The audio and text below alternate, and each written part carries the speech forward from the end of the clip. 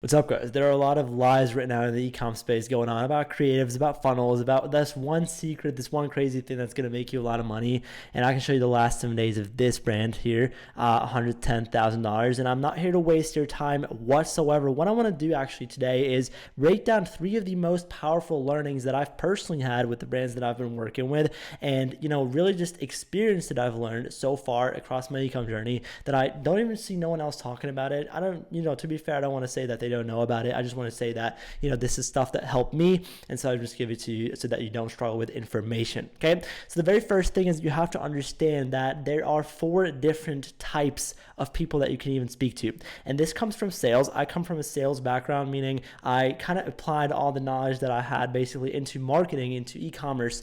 And so one of the first things that you actually learn in sales is that there are 4 different types, and specifically you can structure them into the 4 different colors of personality types of people that you can speak to. So there's the blue type, there's the red type, there's the green type, and there's the yellow type, right? And so as you can see, the more up you go, so like the more blue and red colored personality types, the more task-oriented, issue-oriented. Now, red and yellow, extrovert, active, basically, green, yellow are, like the more down, it's more relation-oriented. It's actually more on the human side of things, more calm, and then blue and green are more introvert, passive, reserved. Okay, why am I telling you guys this? Well, you need to understand, and this is actually one of my naming conventions inside of every ad set, inside of every creative that I launch, every batch that goes into the ad account has one of these 4 colors in it. And the meaning of that is that you need to understand which personality type most of your customers are in, and you actually need to implement a diversity in your ad account speaking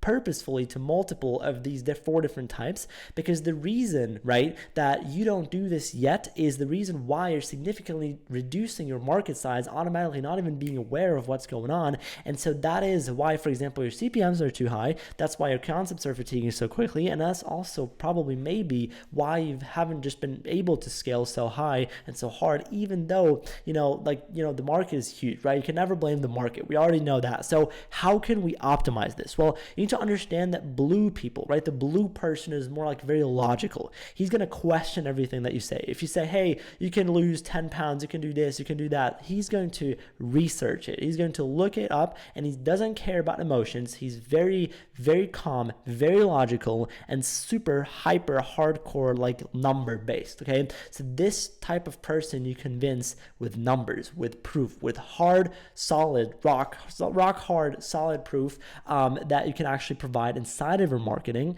And so this is when simplicity matters as a direct response element. This is when, for example, authenticity matters. This is where actual proof, not social proof, actual proof in terms of studies really matter a lot. Now, one of the opposites of the blue person is actually the red person, because the red person is actually someone who's super aggressive, super dominant, super, attacking. He's going to question everything that you tell them. It doesn't matter if it's, more logical, if it's more emotional, he's going to just question it. Like if you try to calmly talk about the ads and slow pacing and, all the soft marketing of, hey, if you want this, you can buy it, you don't have to if you don't want to, they're going to run over you. They're going to leave hate comments. They're going to, negative word of mouth is going to be started by a red person in every business. Okay. So keep this in mind, because obviously already, if you understand this, you're going to make completely different ads and write completely different copy for someone who falls more into the red personality type than for someone who falls into the blue personality type. Now, yellow is the exact opposite of blue. Yellow is someone who's very adventurous,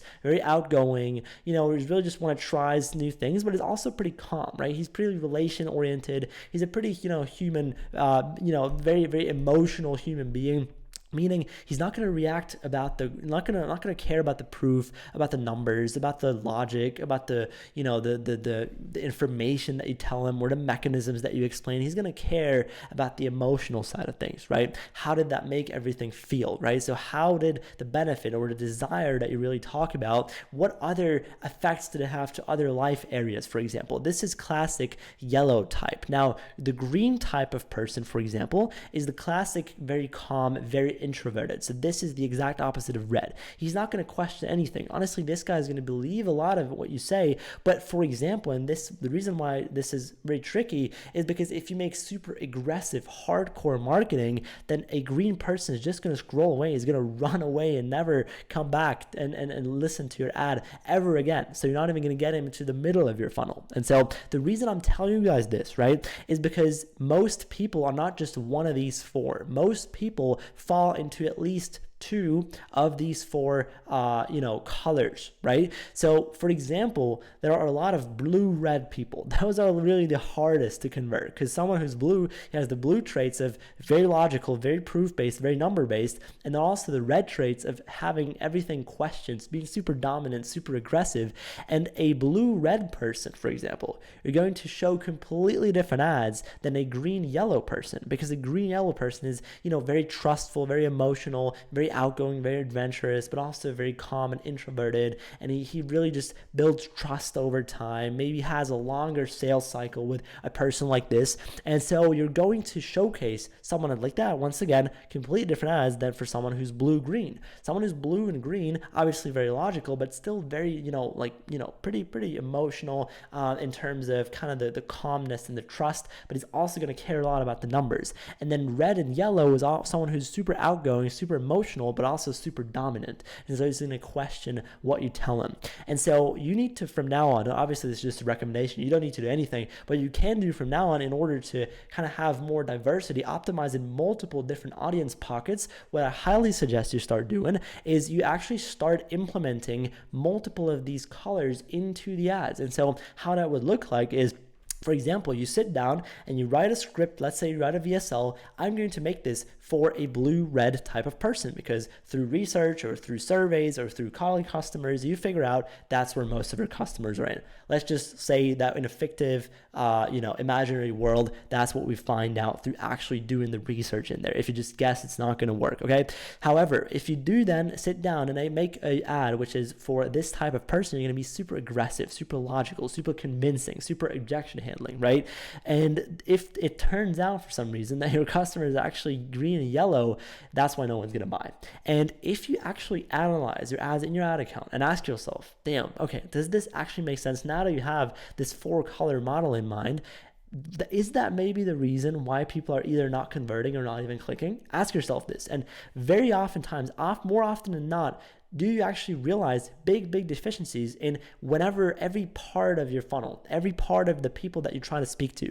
Because one of the craziest things when it comes to optimizing your metrics inside of your ad account is the so-called creative diversity, meaning you actually have different types of creatives, for example, different concepts inside of your ad account, because then you optimize in different audience pockets. You say the same thing in a different way. So the same market, the same group of people, but it's a very small fraction of the small sub-market that you then speak to if you, for example, only do VSLs or only do UGC. And so the same thing also applies to this color model, essentially, because if you only speak to, let's say, blue and green people, which is probably the most common thing, right? You try to convince them, you try to be very logical, but you also say, hey, if you want this, then you can buy this, for example. But someone who's very adventurous and very dominant, so for example, a yellow-red person, never going to buy from that ad, okay?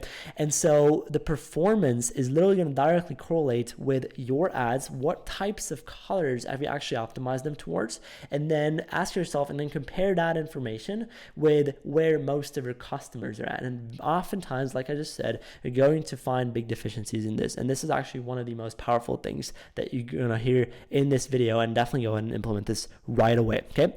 Second thing we need to understand and we need to learn is how to properly isolate and how to understand what is important and what isn't.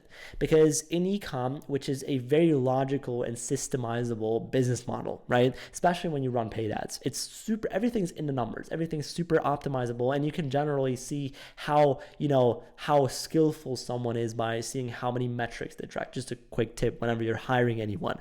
However, we need to understand that there's a lot of different things that that you can get lost in. You can go down rabbit holes of the color of your add to cart button and sit there for hours and figure out what the best conversion rate optimization tactic is. And maybe you're going to get a 0.5% of an improvement. Cool. But if you're below a very, very decent scale, this 0.5% improvement, you're not even going to see that in form of one sale because you're not there yet. That's not the focus that you should have right now. And so there's different leverage things that you can do with your time as the founder of a brand, or maybe you're not the founder, maybe you work in a brand, or whatever you do, right? If you are in the process, in a funnel of running paid ads, you need to understand that there's a lot of different things that are very high impactful and very low impactful. And whenever you get lost in the details, that's when you waste time, and that's when your business is not growing. It's like a famous Alex Hormozi quote. Basically, if your business, if you work all day and if your business is not growing, then you're working on the wrong stuff. It's simple as that. And a lot of people are working super hard, but they just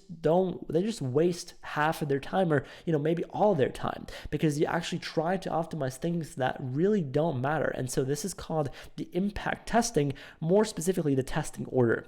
And so you need to understand that the very first top thing in the testing order is the product. This is something which you have already figured out, because let's just switch products and then I'm going to have, once again, the highest chance of making something work.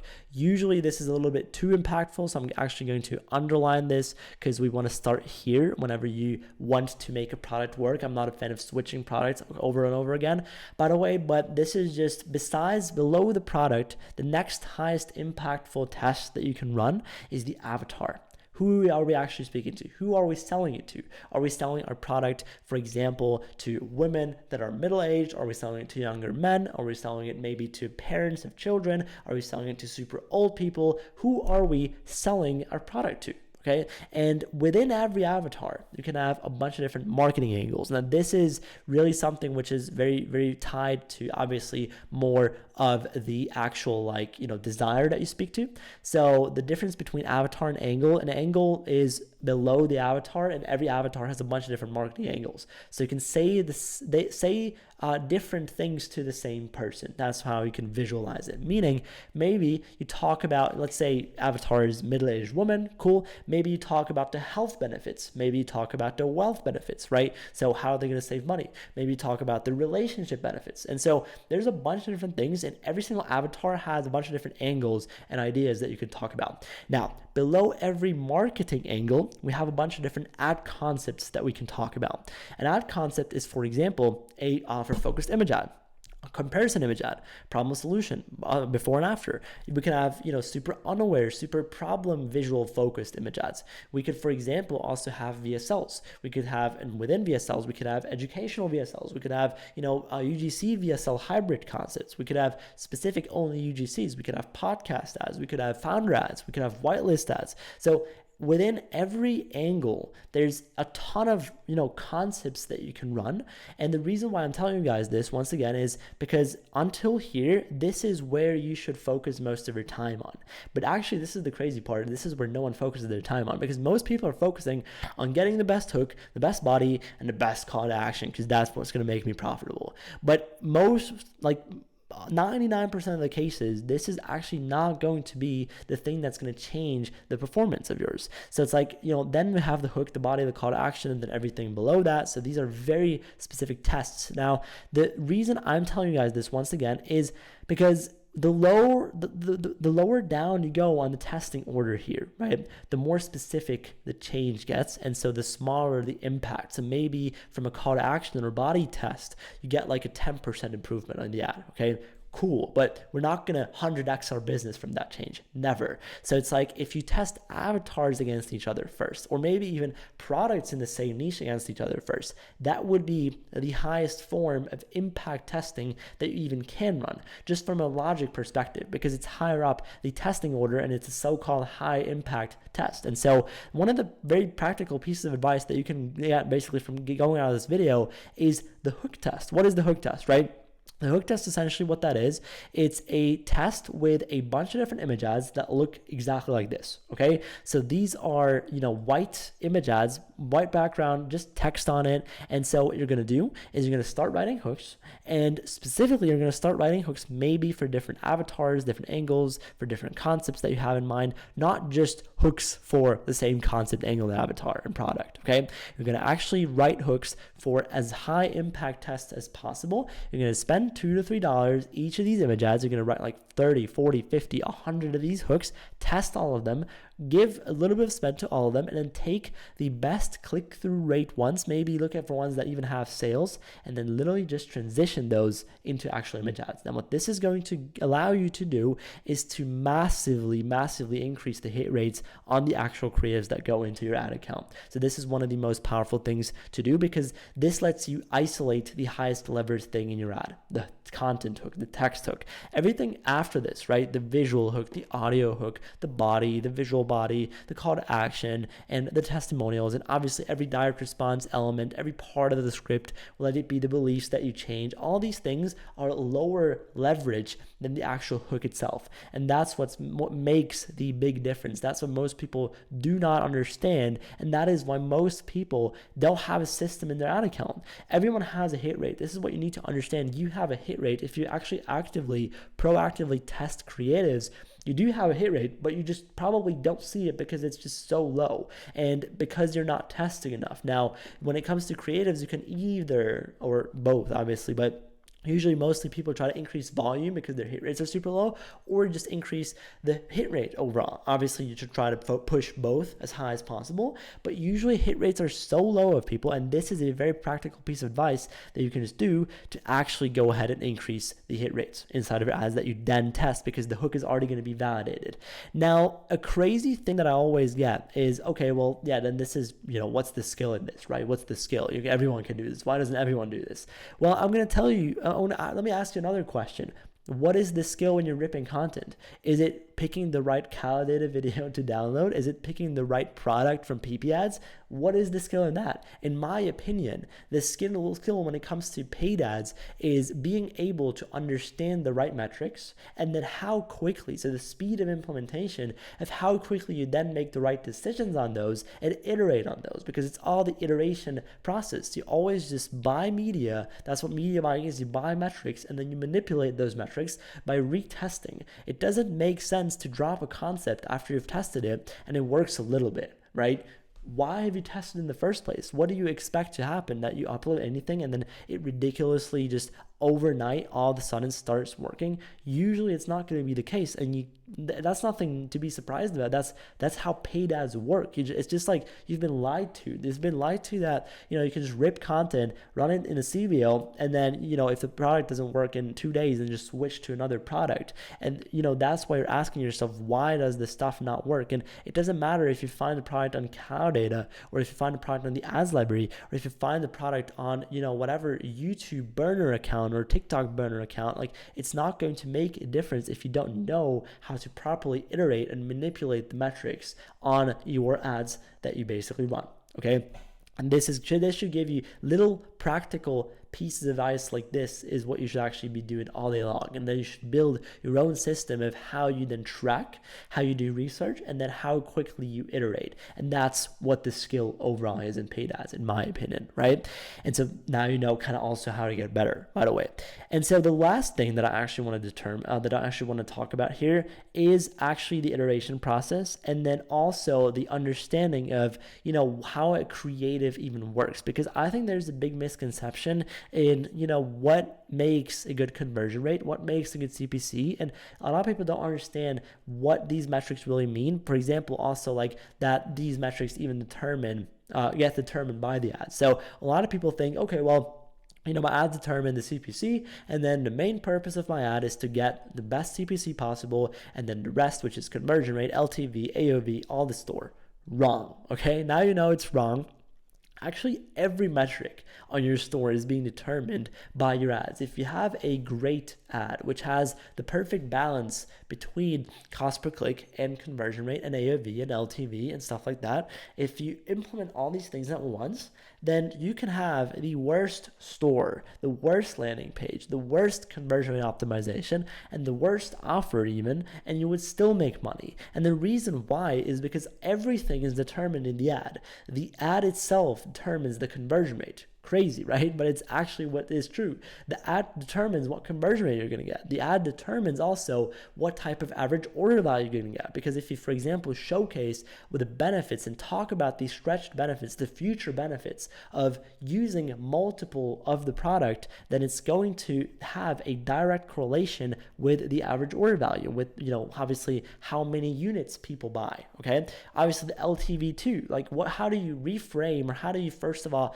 what's the first impression that they get? And so what is really that you talk about when it comes to how long does it make sense to keep using it? Is there maybe something to be afraid of if they use something for over 6 months? A lot of supplement brands do this. They talk about the new revolutionary thing and it's been only existing for 2 months and so cool, blah blah blah.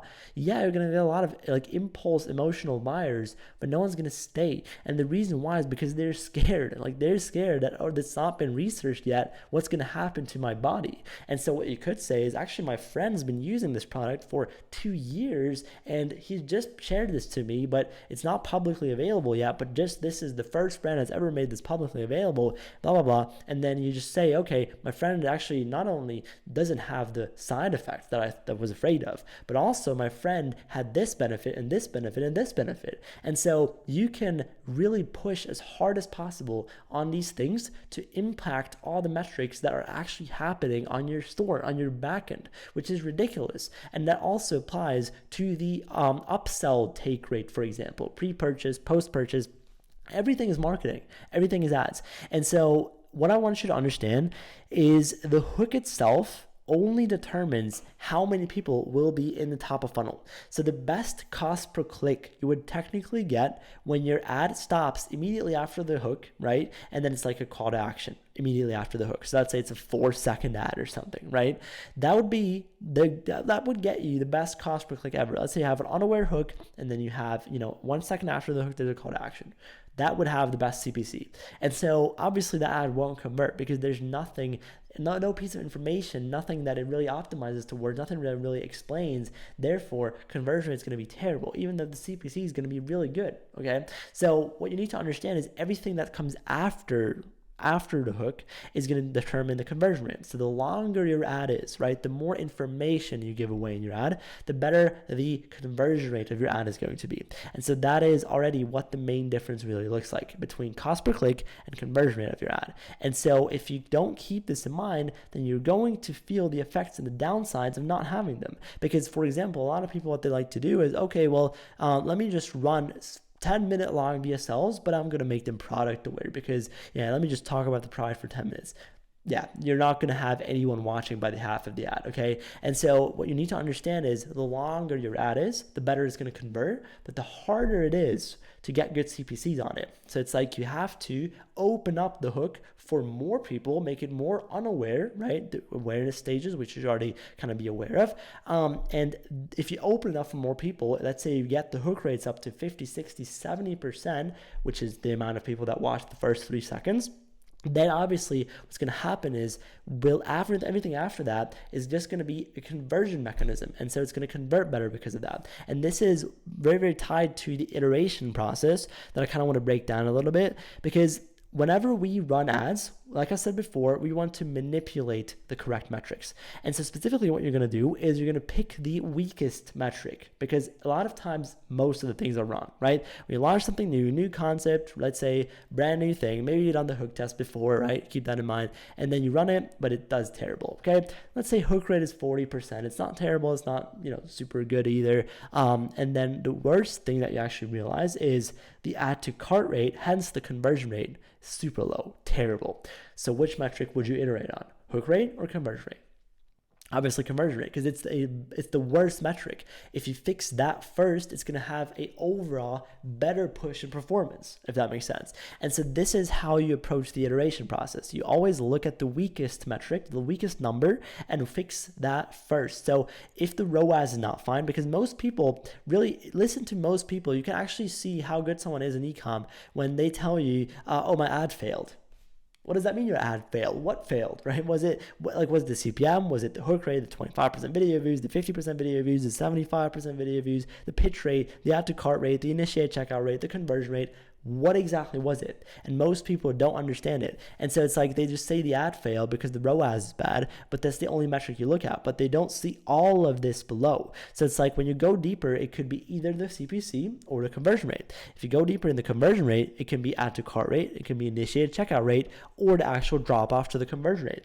In all these three cases, you fix different things.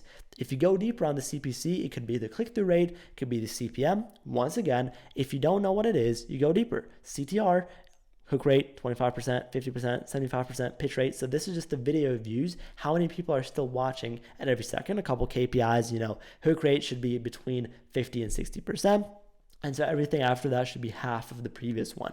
So if the hook rate is 50, 25 should be 25, 50 should be 12.5, 75 should be the half of that, and then pitch rate should be not higher than 2%, okay? Because you want a strong call to action. So the same thing also applies to shorter ads, to longer ads. It doesn't really matter. Really important. CPM, obviously, there's KPIs for that, depending on which market you sell it to, blah, blah, blah. But in order to iterate on the CPM, if that's your weakest metric, then all that tells you is you're speaking to the wrong people.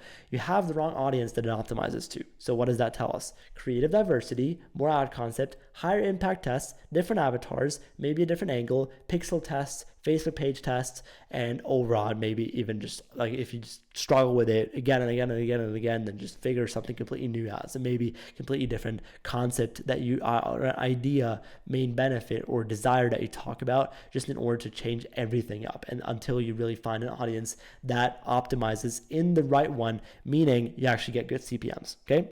And so whatever it is, for example, add to cart rate, if you realize that's the weakest, then you add in so-called disqualifiers into your ads. So a disqualifier, for example, it could be a specific call out in the hook. It could be, for example, and then the very last second of the ad, it could be, let's say, like a price drop, a offer reveal. Once all these things are going to make the ad longer, disqualification, for example, here, let's say on the ad, at the very end of the ad, you have a price reveal. Obviously, what's going to happen is it's going to convert better, but it's going to have a worse CPC because there's going to be people that don't resonate with it.